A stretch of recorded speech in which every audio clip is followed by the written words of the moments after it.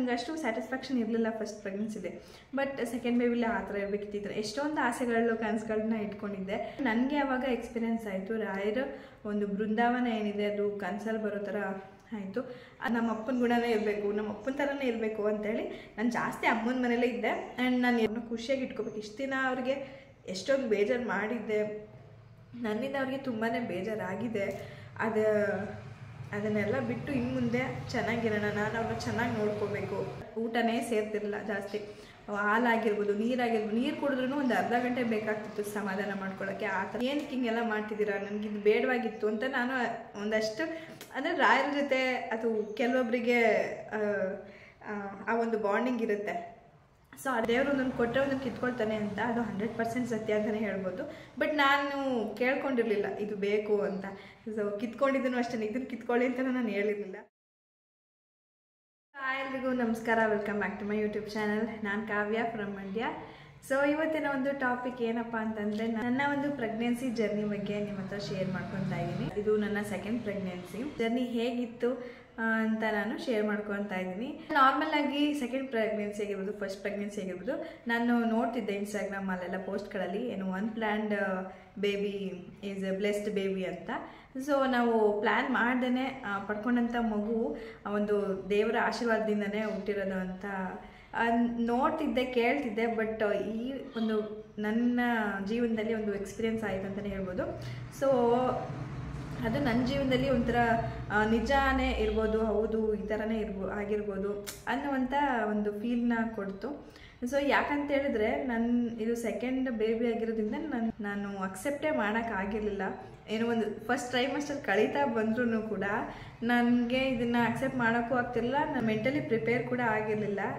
But ಅಂದರೆ first ಪ್ರೆಗ್ನೆನ್ಸಿಲಿ ಒಂದಷ್ಟು ಅಸಮಾಧಾನ ಇತ್ತು, ಒಂದಷ್ಟು ಕೊರಗೂ ಇತ್ತು.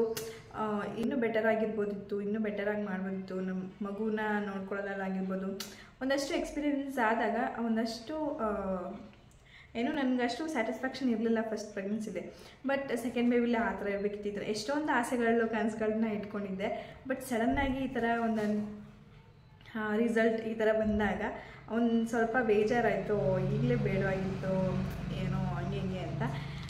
ಸೊ ನಾನು ಅಕ್ಸೆಪ್ಟ್ ಮಾಡ್ಕೊಳ್ಳೋಕ್ಕೆ ಆಗಿಲ್ಲ. ಅಂದರೆ ನಮ್ಮ ಫ್ಯಾಮಿಲಿಯವ್ರಿಗೇನೆ ನಾನು ಹೇಳ್ಕೊಂಡಿರಲಿಲ್ಲ, ಯಾರಿಗೂ ಹೇಳ್ಕೊಂಡಿರಲಿಲ್ಲ. ಇನ್ನೇನು ಫಸ್ಟ್ ಟ್ರೈಮಸ್ಟರ್ ಕಂಪ್ಲೀಟ್ ಆಗ್ತಾಯಿದೆ ಅಂದರೆ 2.5 ಮಂತ್ಸಲ್ಲಿ ಮುಗೀತಾ ಬರ್ತಿದ್ದಾಗ ಒಂದು ರೀಲ್ಸ್ ಮುಖಾಂತರ ನಾನು ಆಗಿದ್ದೆ. ಸುಮ್ಮನೆ ಅದು ಈ ಥರ ಆಗಿರ್ಬೋದು ಅನ್ನೋ ಒಂದು ಗೆಸ್ಸಲ್ಲಿ ನಾನು ಶೇರ್ ಮಾಡಿದೆ ಇನ್ಸ್ಟಾಗ್ರಾಮಲ್ಲಿ. ಸೊ ಅದರಿಂದ ಸ್ವಲ್ಪ ಜನಕ್ಕೆ ಕ್ಲೂ ಸಿಕ್ತು, ಇರ್ಬೋದು ಅಂತೇಳಿ. ಎಲ್ಲದಕ್ಕೂ ಅವರು ಆ ರೀಲ್ಗೆ ಒಂದಷ್ಟು ಜನ ಕಮೆಂಟ್ಸ್ ಕೂಡ ಹಾಕಿದ್ರು, ಕಂಗ್ರೆಸ್ ಅಂತ ಹೇಳ್ಬಿಟ್ಟು. ಸೊ ನಾನು ಅಲ್ಲಿ ಇದನ್ನು ಹಾಕಿರ್ತೀನಿ ಆ ರೀಲ್ಸು. ಸೊ ಈ ರೀತಿ ಬಂದಾಗ ನನಗೆ ಅಯ್ಯಯ್ಯೋ ಎಲ್ಲರಿಗೂ ಗೊತ್ತಾಗೋಯ್ತಾ ಈ ಥರ ಒಂದು ಅಂತ. ಅದಕ್ಕೆ ನಾನು ಇಲ್ಲ ಅದೇ ಆ ಥರ ಏನಿಲ್ಲ, ಸುಮ್ಮನೆ ಹಂಗೆ ಹಾಕೊಂಡಿದ್ದೆ, ಒಂದು ಕಂಟೆಂಟ್ ಕೊಟ್ಟೆ ಅಷ್ಟೇ ಅಂತ ಒಂದು ಸಮಾಧಾನ ಮಾಡ್ಕೊಂಡು ನಾನು ಸುಮ್ಮನೆ ಆಗಿಬಿಟ್ಟೆ. ಅದು ಬಿಟ್ಟರೆ ನಮ್ಮ ಫ್ಯಾಮಿಲಿಯವ್ರಿಗೆ, ನಮ್ಮ ಅಮ್ಮನಿಗೆ ಅವ್ರಿಗೆಲ್ಲ ಗೊತ್ತಾದಾಗ ಅವರು ಎಲ್ಲರಿಗೂ ಹೇಳ್ಕೊಂಡು ಇದು ಮಾಡಿದ್ರು. ನಾನು ನನ್ನ ಸರ್ಕಲ್, ನನ್ನ ಫ್ಯಾಮಿಲಿ ಆಗಿರ್ಬೋದು, ನನ್ನ ಫ್ರೆಂಡ್ ಸರ್ಕಲ್ಲಿ ಯಾರಿಗೂ ಕೂಡ ಹೇಳ್ಕೊಂಡಿರಲಿಲ್ಲ. ಅಷ್ಟು ಬೇಜಾರಾಗಿತ್ತು, ಇಷ್ಟು ಬೇಗ ಬೇಡವಾಗಿತ್ತೇನೋ ಅಂದ್ಬಿಟ್ಟು. ಆದರೆ ಏನಂದರೆ ಇದೆಲ್ಲದರ ಹಿಂದೆ ಒಂದು ದೇವರ ಆಶೀರ್ವಾದ ಇರೋದಂತೂ ನಿಜ. ಒಂದು ಸಣ್ಣ ಕಥೆನ ಹೇಳ್ತೀನಿ.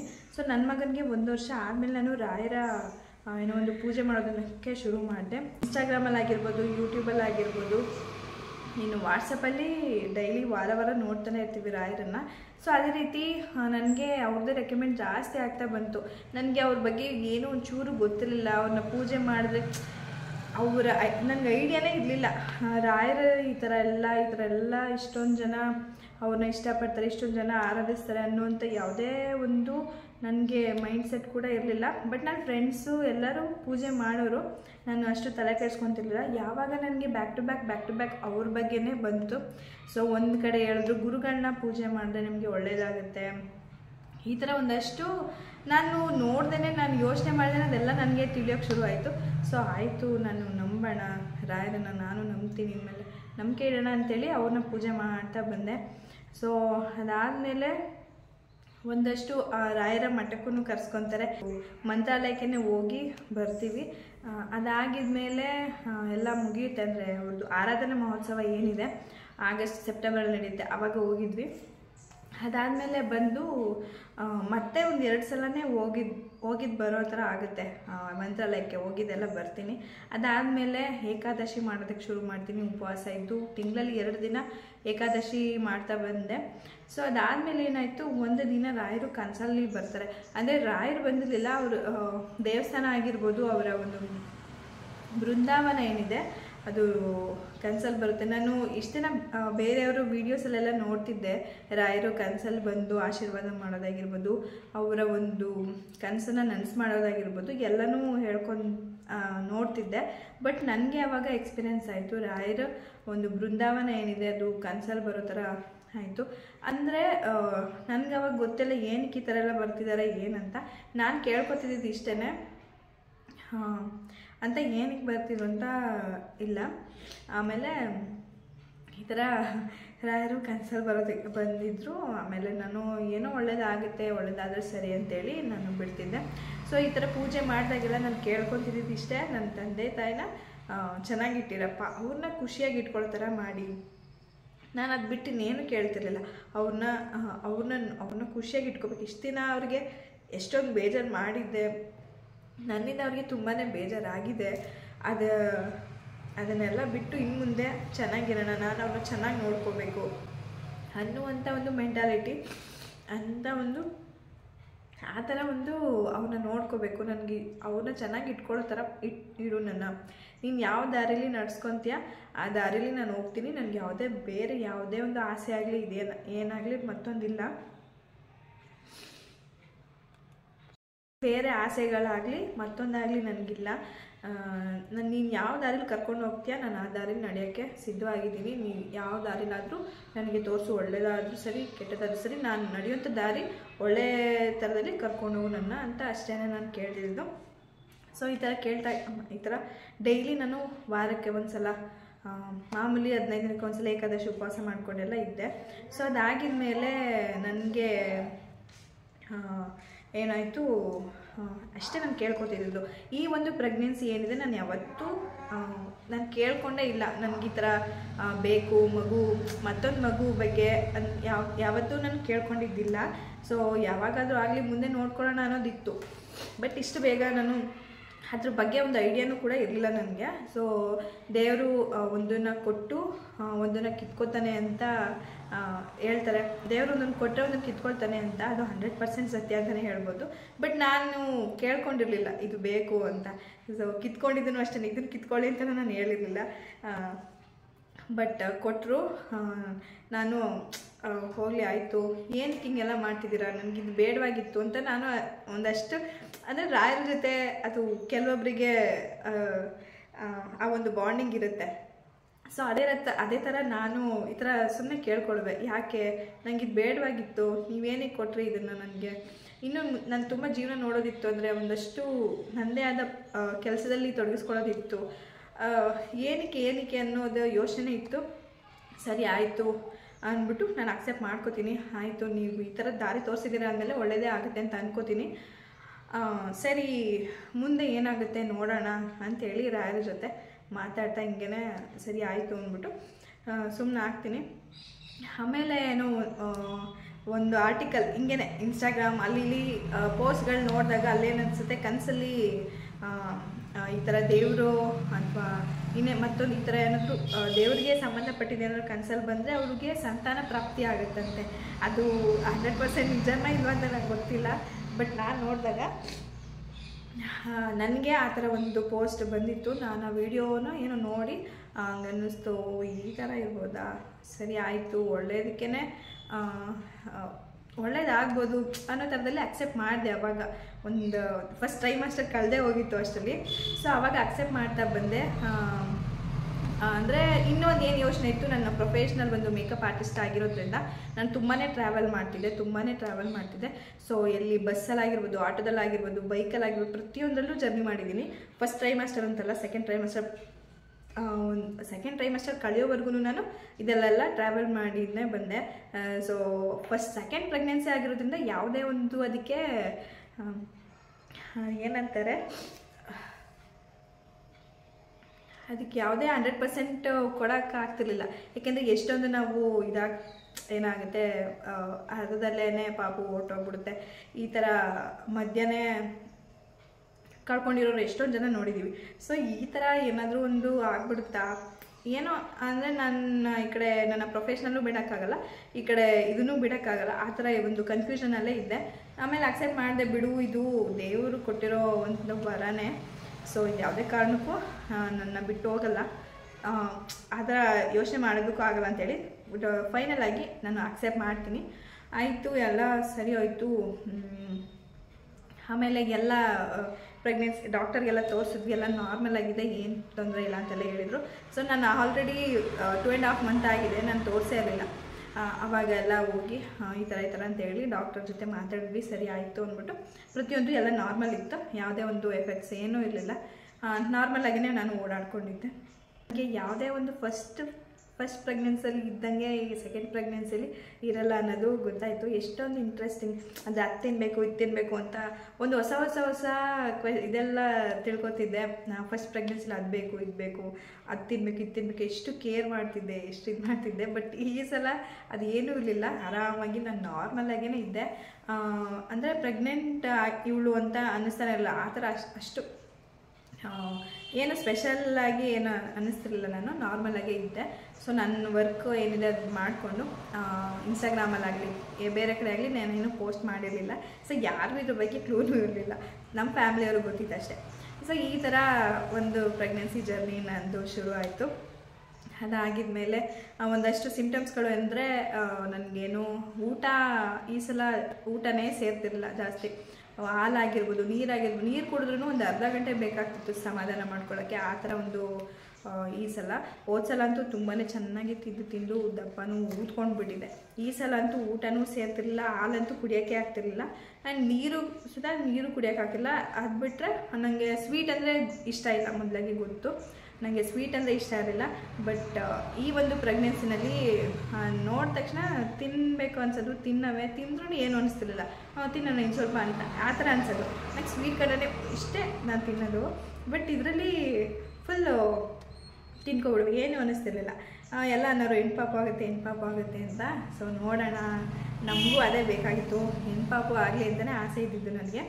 ಮತ್ತು ಇನ್ನೊಂದು ಏನಂತಂದರೆ, ನಾನು ಯಾರಿಗೂ ನಮ್ಮ ಸ್ವಂತದವ್ರಿಗೂ ಹೇಳಿರಲಿಲ್ಲ. ಆವಾಗ ದೇವಸ್ಥಾನಕ್ಕೆಲ್ಲ ಹೋದಾಗ ಹೆಂಡತಿಯವ್ರಿಗೆ ಹೋಗಿದ್ದು. ಸೊ ಅಲ್ಲಿ ತೊಟ್ಲುಕಾಯಿ ಹೊಡೆಯುತ್ತೆ. ನನಗೆ ಏನು ಭಯ ಶುರು ಆಗೋಯ್ತು, ಅಯ್ಯೋ ನನಗೆ ಯಾರಿಗೂ ಹೇಳಿಲ್ಲ, ಇದು ಬೇರೆ ತೊಟ್ಲುಕಾಯಿ ಹೊಡೆದ್ಬಿಡ್ತಲ್ಲಪ್ಪ, ಅದು ಹೆಂಡತಿಯವರಲ್ವಾ. ಸೊ ನನಗೆ ಅವಾಗ ಒಂಥರ ಖುಷಿ, ಹೆಣ್ಪಾಪು ಆಗುತ್ತೆ, ದೇವರೇ ಆಶೀರ್ವಾದ ಕೊಡ್ತಾಯಿದ್ದಲ್ಲ ಅಂದ್ಬಿಟ್ಟು. ನಮ್ಮಮ್ಮ ಕೇಳಿದ್ರು, ನಮ್ಮ ದೊಡ್ಡಮ್ಮ ಕೇಳಿದ್ರು, ಇವತ್ತು ದೇವಸ್ಥಾನದಲ್ಲಿ ತೊಟ್ಲುಕಾಯಿ ಹೊಡೆದೈತಲ್ಲ, ಎಲ್ಲೋ ಯಾರೋ ತೊಟ್ಲು ಕಟ್ತಾರೆ, ಯಾರಿರ್ಬೋದು ಅಂತ. ನಾನಲ್ಲಪ್ಪ ಅಂತ ಈ ಥರ ಒಂದು ಹೇಳ್ಕೊಂಡು ಬಂದಿದ್ದೆ. ಸೊ ಆವಾಗ ಅವ್ರಿಗೆ ಡೌಟ್ ಬಂದಿತ್ತು, ಆಮೇಲೆ ನಾನಿಲ್ಲ ಅಂದಮೇಲೆ ಸುಮ್ಮನಾದರು. ಸೊ ಈ ಥರ ಒಂದಷ್ಟು ಪಾಸಿಟಿವ್ ಆಗಿ, ಎಲ್ಲ ಕಡೆ ಪಾಸಿಟಿವ್ ಆಗಿಯೇ ನನಗೆ ಒಂದು ವೈಬ್ ಸಿಗ್ತಾಯಿತ್ತು. ಇದು ಒಂದೇ ಕಡೆ ಅಲ್ಲ, ಒಂದು 2 ಕಡೆನೂ ಅದೇ ಥರ ತೊಟ್ಲುಕಾಯಿ ಹೊಡೆದಿತ್ತು. ನಮ್ಮಮ್ಮನಿಗೆ ಆವಾಗಲೇ ಡೌಟ್ ಬಂದಿರುತ್ತೆ, ಏನೋ ಇರ್ಬೋದು ಅಂತ. ಸೊ ಆಮೇಲೆ ಎಲ್ಲ ಮನೆಯವ್ರ ಜೊತೆ ಎಲ್ಲ ಮಾತಾಡಿದ್ಮೇಲೆ ಇರಲಿ ಆಗಿಬಿಡ್ಲಿ ಇನ್ನೆಷ್ಟು, ಆಮೇಲೆ ಮುಂದೆ ನಮಗೂ ಬೇರೆ ನಮ್ಮ ಕೆಲಸಗಳಿಗೆ ತೊಡಗಿಸ್ಕೊಳ್ಳೋಕ್ಕೆ ಸರಿ ಹೋಗುತ್ತೆ, ಇಬ್ಬರು ಒಟ್ಟಿಗೆ ಬೆಳ್ಕೊಳ್ಳಿ ಬಿಡು, ಈ ಥರ ಅವರು ಒಂದು ಧೈರ್ಯ ಕೊಟ್ಟಾಗ ಸರಿ ಆಯಿತು ಅಂತೇಳಿ ನಾನು ಅಕ್ಸೆಪ್ಟ್ ಮಾಡಿದೆ. ಅದಾಗಿದ್ಮೇಲೆ ಚೆನ್ನಾಗೇ ಇತ್ತು, ನಾನು ವರ್ಕೆಲ್ಲ ಮಾಡ್ಕೊಂಡಿದ್ದೆ. ಸೊ ಈ ಥರ ಸಿಂಪ್ಟಮ್ಸ್ ಏನಿರಲಿಲ್ಲ, ಬರೀ ಊಟ ಒಂದು ಸೇರ್ತಿರ್ಲಿಲ್ಲ ಅಷ್ಟೇ. ನಾರ್ಮಲಾಗಿ ಏನು ಊಟ ಮಾಡಿದ ತಕ್ಷಣ ನನ್ನ ಕೈಲಿ ಆಗ್ತಾನೆ ಇರಲಿಲ್ಲ, ಸುಮ್ಮನೆ ಮಲ್ಕೊಬಿಡುವೆ, ಊಟನೇ ಮಾಡ್ತಿರಲಿಲ್ಲ ಜಾಸ್ತಿ. ಟ್ರೈಮಾಸ್ಟರು ನಾನು ಕನ್ಫ್ಯೂಸಲ್ಲೇ ಕಳೆದ್ಬಿಟ್ಟೆ. ಸೆಕೆಂಡ್ ಟ್ರೈಮಾಸ್ಟರು ಆಡಿಕೊಂಡು ಚೆನ್ನಾಗೇ ಎಲ್ಲ ಮದುವೆಗಳು, ಮೇಕಪ್ ಆರ್ಟಿಸ್ಟ್ ಅಂದಮೇಲೆ ಎಲ್ಲ ಕಡೆ ಹೋಗೋದಿರುತ್ತೆ, ಚೆನ್ನಾಗಿ ಊಟ ತಿಂಡಿ ಎಲ್ಲ ಮಾಡಿಕೊಂಡು ಮದುವೆ ಊಟಗಳು ಮಾಡಿಕೊಂಡು ಚೆನ್ನಾಗಿ ಕಳೆದೆ ಸೆಕೆಂಡ್ ಟ್ರೈಮಾಸ್ಟರ್ನ. ಸೊ ನನಗೇನು ನಾನು ಅತ್ತೆ ಮನೇಲಂತೂ ನಾನು ಅಂದ್ಕೊಂಡಿದ್ದೆ ಸೆಕೆಂಡ್ ಬೇಬಿ ಏನಾದರೂ ಆದರೆ ನಾನಂತೂ ಅಲ್ಲಿರಲ್ಲ, ನಾನು ಪೂರ್ತಿ ನಮ್ಮ ಅಪ್ಪನ ಮನೆಯಲ್ಲೇ ಇರ್ತೀನಿ ಅಂತ. ಏಕೆಂದರೆ ನನಗೆ ನಮ್ಮ ಅಪ್ಪನ ಥರನೇ ಬೇಕಿತ್ತು ಮಗು, ಅವ್ರ ಥರನೇ ಹುಟ್ಟಬೇಕು, ಅವ್ರ ಥರನೇ ಇರಬೇಕು. ಆ ಥರ ನಾವು ಯಾರನ್ನ ಜಾಸ್ತಿ ನೋಡ್ತೀವಿ, ನಾವು ಜಾಸ್ತಿ ಯಾರನ್ನ ತಲೆಯಲ್ಲಿ ಇಟ್ಕೊತೀವಿ, ನಾನು ನೆನೆಸ್ಕೊತೀವಿ, ಅವ್ರ ಥರನೇ ಮಗು ಹುಡ್ತಾರೆ. ನಾವು ಯಾರ ಬಗ್ಗೆ ಜಾಸ್ತಿ ಯೋಚನೆ ಮಾಡ್ತೀವೋ ಆ ಥರನೇ ಮಗು ಹುಡ್ತಾರೆ ಅಂತ ಎಲ್ಲ ಹೇಳ್ತಿದ್ರಲ್ಲ. ಸೊ ಅದೇ ಥರ ನಾನು ನಮ್ಮ ಅಪ್ಪನ ಗುಣನೇ ಇರಬೇಕು, ನಮ್ಮ ಅಪ್ಪನ ಥರನೇ ಇರಬೇಕು ಅಂತೇಳಿ ನಾನು ಜಾಸ್ತಿ ಅಮ್ಮನ ಮನೇಲೇ ಇದ್ದೆ. ಆ್ಯಂಡ್ ನಾನು ಎಲ್ಲೇ ಹೋಗ್ಬೇಕಿದ್ರು, ಈಗ ಒಂದು ವರ್ಕ್ ಇದೆ ಅಂದರೆ ನಮ್ಮ ಅಪ್ಪನೇ ಜೊತೆಲಿ ಬರ್ತಿದ್ರು. ಈ ಥರ ನಂದು ಒಂದು ಸೆಕೆಂಡ್ ಪ್ರೆಗ್ನೆನ್ಸಿ ಕಳೀತು. ಒಂದಷ್ಟು ಖುಷಿಗಳು ಇತ್ತು, ಒಂದಷ್ಟು ದುಃಖನೂ ಇತ್ತು, ಎಲ್ಲ ಮಿಕ್ಸ್ ಇತ್ತು. ಸೊ ಅದಾಗಿದ್ಮೇಲೆ ಥರ್ಡ್ ಟ್ರೈಮಾಸ್ಟರ್ಗೆ ಬರ್ತೀನಿ. ಸೊ ಅಲ್ಲೂ ಅಷ್ಟೇ 1 ಮಂತ್ ಕಂಪ್ಲೀಟ್ ಆಗುತ್ತೆ. ಇನ್ನೇನು ಜುಲೈ, ಆಗಸ್ಟ್, ಸೆಪ್ಟೆಂಬರ್ಗೆ ನನಗೆ ಡೇಟ್ ಕೊಟ್ಟಿದ್ದು, ಡೆಲಿವರಿ ಡೇಟು ಜುಲೈ ತಿಂಗಳಲ್ಲಿ. ಜುಲೈ, ಆಗಸ್ಟ್, ಸೆಪ್ಟೆಂಬರ್, ಇನ್ನು 3 ತಿಂಗಳಿತ್ತು, ಇನ್ನು 2 ತಿಂಗಳಿತ್ತು. ಸೊ ಆ ಟೈಮಲ್ಲಿ ಒಂದು ಇನ್ಸಿಡೆಂಟ್ ಆಗುತ್ತೆ. ನಮ್ಮ ತಂದೆಯವ್ರಿಗೆ ನಮ್ಮನ್ನೆಲ್ಲ ಬಿಟ್ಟು ಹೊರಟೋಗ್ತಾರೆ. ಸೊ ನಾನು ಯಾವುದೇ ಕಾರಣಕ್ಕೆ ಯಾವತ್ತೂ ಅದನ್ನು ಆಕ್ಸೆಪ್ಟ್ ಮಾಡಲ್ಲ. ಅವರು ಎಲ್ಲೂ ಹೋಗಿಲ್ಲ, ನಮ್ಮ ಜೊತೆನೇ ಇದ್ದಾರೆ ಅಂತ ಗೊತ್ತು. ಈಗ ನಾವು ಯಾವುದಾದ್ರೂ ಒಂದು ವಸ್ತುನ ಕಳ್ಕೊಂಡಾಗ ಏನಾಗುತ್ತೆ, ಏನಾದರೂ ಒಂದು ವಸ್ತುನ ಕಳ್ಕೊಂಡಾಗ ಒಂದು ಕಡೆ ತುಂಬ ಭಯ ಆಗುತ್ತೆ.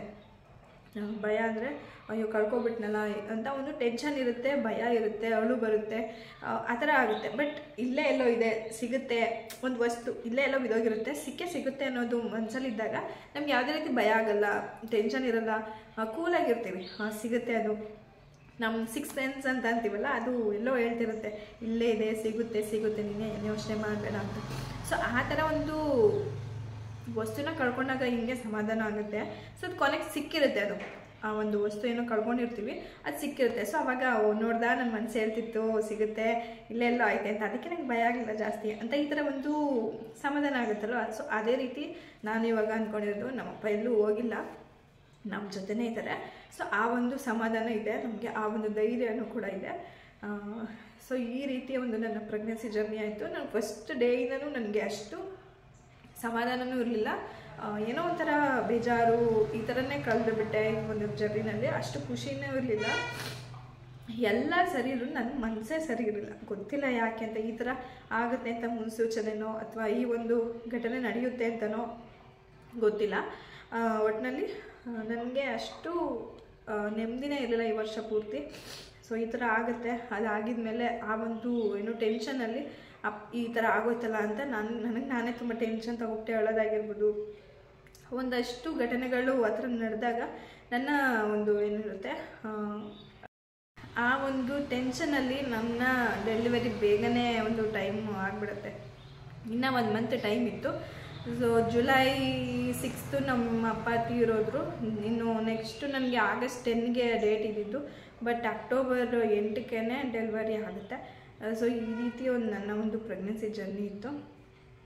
ಬಟ್ ಹೇಳ್ಕೊಳಕ್ಕಾಗಲ್ಲ, ಏನೂ ಮಾಡೋಕ್ಕಾಗಲ್ಲ. ಎಲ್ಲ ಒಂದು ಎಕ್ಸ್ಪೀರಿಯನ್ಸ್ನ, ಈಗ ಮೊದಲಿದ್ದ ಜೀವನನೇ ಒಂಥರ, ಇವಾಗಿರೋ ಜೀವನನೇ ಒಂಥರ, ಏನು ಮಾಡೋಕ್ಕಾಗಲ್ಲ. ನನ್ನ ಪಾಪು, ನಮ್ಮಪ್ಪ ಹುಟ್ಟಿ ಬರೋಕ್ಕೇ, ನಮ್ಮಪ್ಪ ಈ ರೀತಿ ಆಗಿ ಮತ್ತೆ ಹುಟ್ಟಿ ಬರೋಕ್ಕೇ ನನ್ನ ಹೊಟ್ಟೆಲಿ ದೇವರು ಮಗುನ ಕೊಟ್ಟ ಅಂತ ನಾನು ಸಮಾಧಾನ ಮಾಡ್ಕೊಂಡಿದ್ದೀನಿ.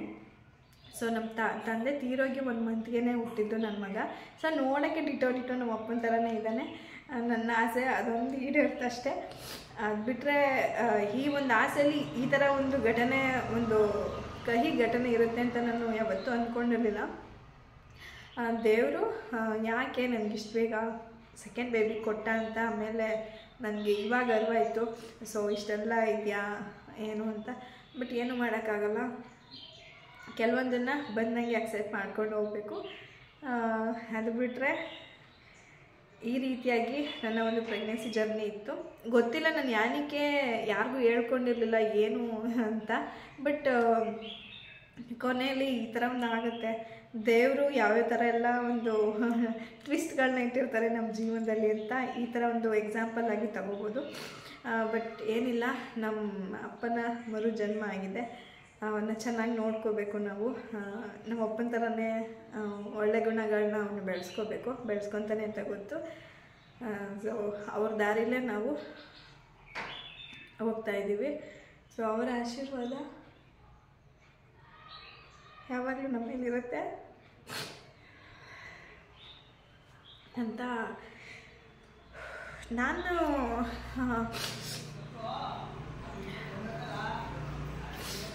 ಸೊ ಇದಿಷ್ಟು ನನ್ನ ಒಂದು ಪ್ರೆಗ್ನೆನ್ಸಿ ಜರ್ನಿ ಆಗಿರುತ್ತೆ. ಯಾಕೆ ಏನು ನನಗೂ ಗೊತ್ತಿಲ್ಲ, ಶೇರ್ ಮಾಡ್ಕೋಬೇಕು ಅನ್ನುವಂಥದ್ದು ಒಂದು ಇರಲಿಲ್ಲ. ಬಟ್ ಕೊಡೋಣ ಒಂದು ಕ್ಲಾರಿಟಿ ಅಂತೇಳಿ ಈ ಒಂದು ವಿಡಿಯೋ ಮಾಡ್ತಾಯಿದ್ದೀನಿ. ತುಂಬ ಜನಕ್ಕೆ ಎಲ್ರಿಗೂ ಆಶ್ಚರ್ಯ ಆಯಿತು. ನಾನು ಹಾಕೊಂಡಿದ್ದ ತಕ್ಷಣ ಸ್ಟೇಟಸ್ಗೆ ಹಾಕಿದ ತಕ್ಷಣ ಸೆಕೆಂಡ್ ಬೇಬಿನ ಎಲ್ಲರೂ ಕೂಡ ಏನು ಕೆಲವೊಬ್ಬರು ನಮ್ಗೆ ಗೊತ್ತೇ ಆಗಿಲ್ವಲ್ಲ ಅಂತ ತುಂಬ ಜನ ಎಲ್ಲರೂ ಆಶ್ಚರ್ಯಪಟ್ಟಿದ್ದಾರೆ. ಸೊ ಈ ಥರ ಇತ್ತು ನನ್ನ ಪ್ರೆಗ್ನೆನ್ಸಿ ಜರ್ನಿ. ಸೊ ಹಾಗಾಗಿ ನಾನು ಎಲ್ಲೂ ಶೇರ್ ಮಾಡ್ಕೊಳ್ಳೋಕ್ಕೆ ಇಷ್ಟಪಟ್ಟಿರಲಿಲ್ಲ, ಇವಾಗ ಶೇರ್ ಮಾಡ್ಕೊಂಡಿದ್ದೀನಿ. ಸೊ ಇಷ್ಟು ಇವತ್ತಿನ ವೀಡಿಯೋ ಆಗಿತ್ತು. ಇಷ್ಟ ಆದರೆ ಲೈಕ್ ಮಾಡಿ, ಶೇರ್ ಮಾಡಿ, ಕಮೆಂಟ್ ಮಾಡಿ. ಸೊ ಮುಂದಿನ ವೀಡಿಯೋದಲ್ಲಿ ಸಿಗ್ತೀನಿ. ಟೇಕ್ ಕೇರ್, ಬಾಯ್.